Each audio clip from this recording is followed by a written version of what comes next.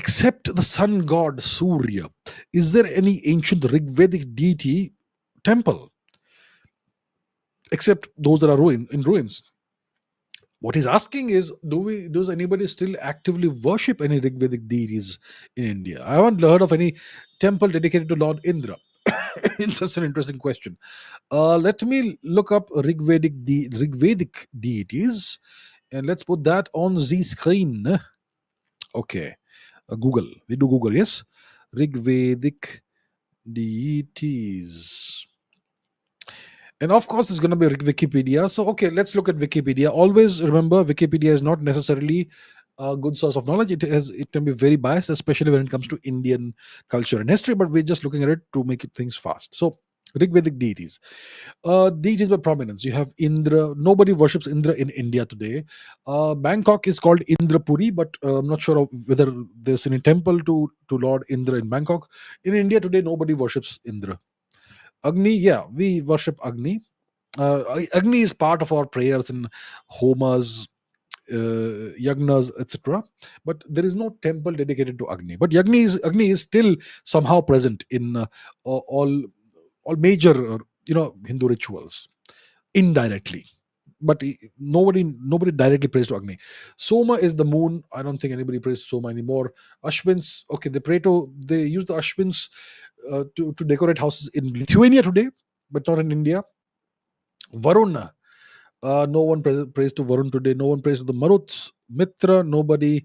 Ushas, Vayu, Savitra, Pushan, Apris, Brihaspati, Surya. We do have sun temples still.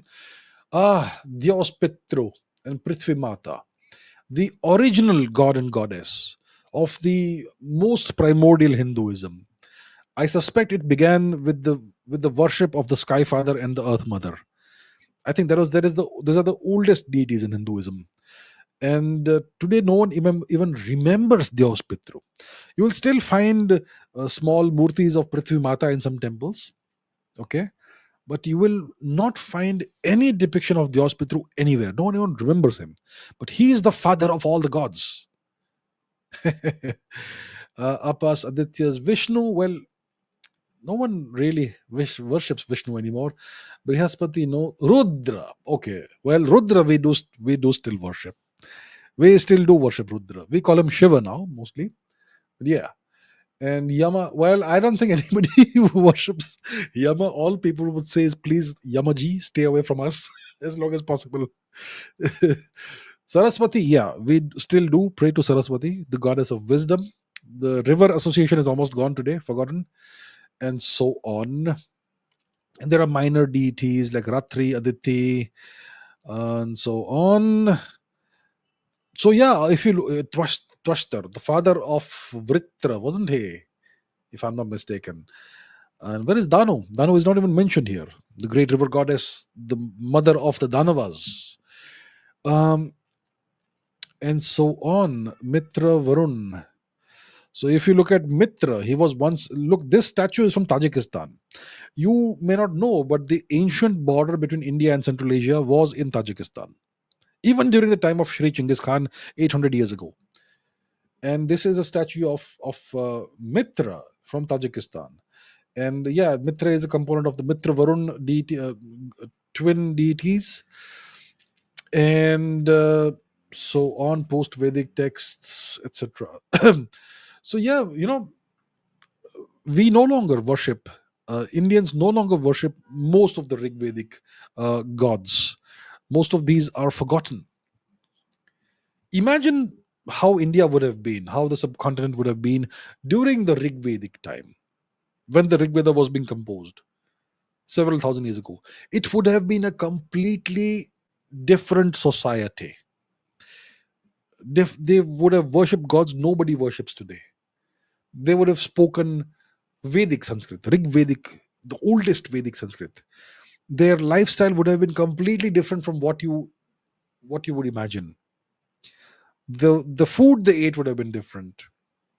India itself would have been a whole different place, completely pastoral place. No uh, urban centers. People living, pastoral, rural life, and so on. The past, like they say, is a foreign country. And today's people try to retro project today's values and lifestyles upon our ancestors 5, 6, 7, 8,000 years ago. Let's be a little more mature and not do that, right? You just saw the list, a small representation of the gods that were worshipped during the Vedic time, the Rigvedic time.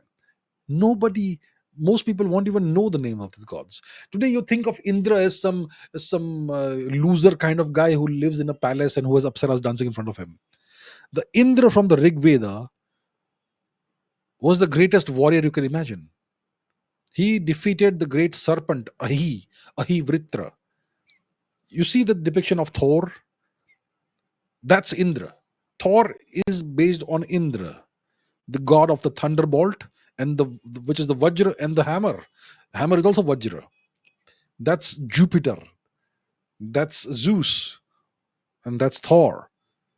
Great warrior god, the greatest warrior of all. That was Indra. And today they've turned him into the god of rain. It was thunder. So see, you can see how incredibly ancient our society, our culture is, and how much has changed. Of all those gods, only Rudra is worshipped today, but we no longer call him Rudra, we call him Shiva.